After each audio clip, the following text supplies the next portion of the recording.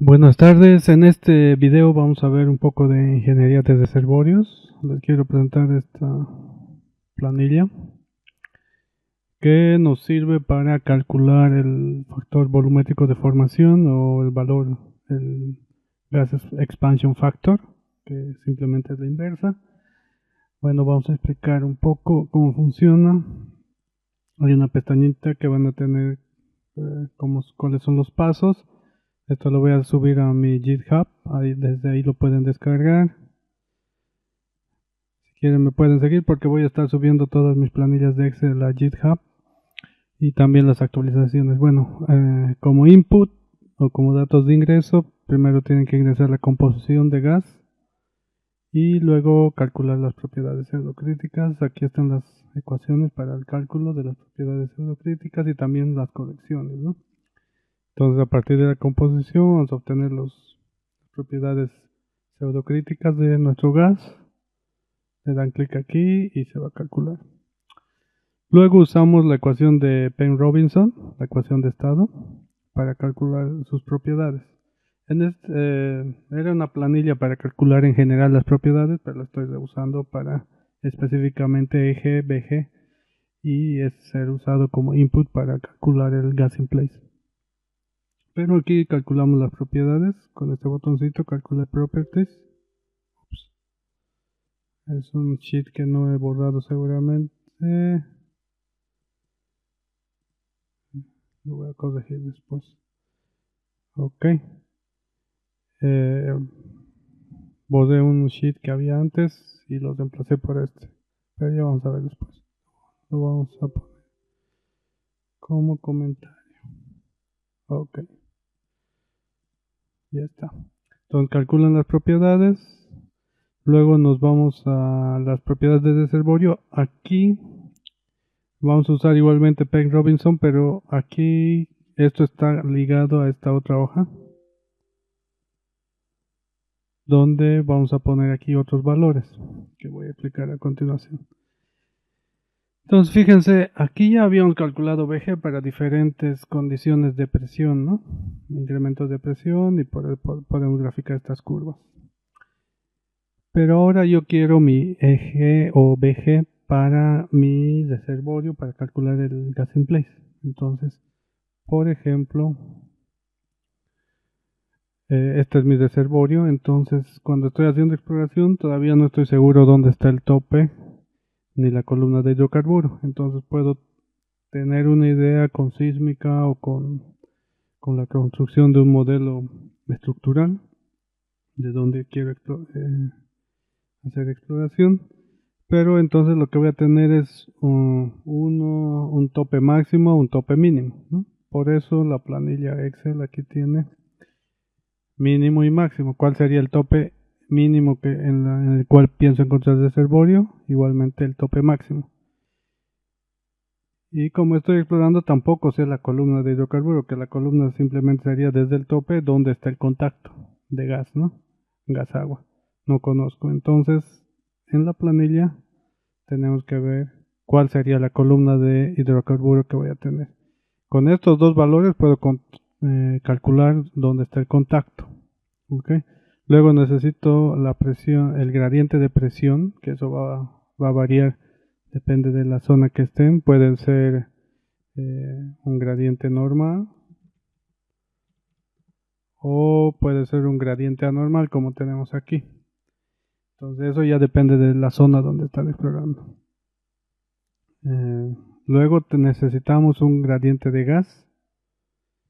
¿Por qué? Porque van a tener un gradiente hidráulico debido al agua y a la presión de poro en la zona en la que están explorando, que va a ser la que nos va a permitir calcular la presión al contacto. Una vez que estamos al contacto tenemos una columna dentro del reservorio de gas, entonces la presión al tope del reservorio no va a ser la presión hidrostática de la zona, ¿no? Voy a tener una presión mayor porque desde el contacto hacia el tope tengo una columna de gas. Entonces, como el gradiente de gas es menor, Voy a ir reduciendo la presión a medida que voy desde el contacto hasta el tope, pero como el gradiente es menor que la hidrostática, entonces a la misma profundidad fuera del reservorio voy a tener una mayor presión. ¿Ok? A ver si lo puedo hacer en Paint, no, en PowerPoint. En PowerPoint lo voy a hacer. Un dibujito simple para que comprendamos. Es como, como el efecto de un... A ver, con una figura de este tipo, tal vez. Ok. Entonces, si mi contacto está por aquí, digamos, como el reservorio tiene aquí gas, está aislado, este es el tope del reservorio, entonces para llegar hasta este punto tengo la presión hidrostática, que ya dijimos puede ser normal o anormal, y a partir de este punto hasta el tope del reservorio voy a tener una columna de gas. Entonces, para calcular la presión al tope del reservorio tengo que usar el gradiente de gas. Por eso aquí necesito el gradiente de gas, ¿no? Luego, como el factor volumétrico de formación es función de la presión, composición y temperatura, voy a necesitar el gradiente de temperatura, es mucho más fácil conseguir. Datos de otros pozos, de la zona, eso es un poco más constante, ¿no? Entonces, esta es la zona de input, los que están en negrilla. Luego aquí tenemos ya puro cálculo. Todo es cálculo si se fijan. Y esto ya viene de la planilla de la composición, lo que hemos calculado. Y aquí el factor Z, si se fijan, es una función. Obviamente es específica de la hoja de cálculo, que es la misma ecuación de estado de Penn Robinson, pero la convertí en función para Excel. Entonces, cuando ustedes modifican, por ejemplo, aquí 5900, se va a actualizar, ¿no? Lo que no se va a actualizar son estas curvas que son específicas de aquí.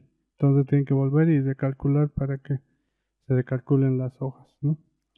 Por ejemplo, voy a cambiar bastante la temperatura. A ver, fijémonos. Voy a poner aquí 150, solo por decir, no es muy alto esto. Pero fíjense cómo se modifica.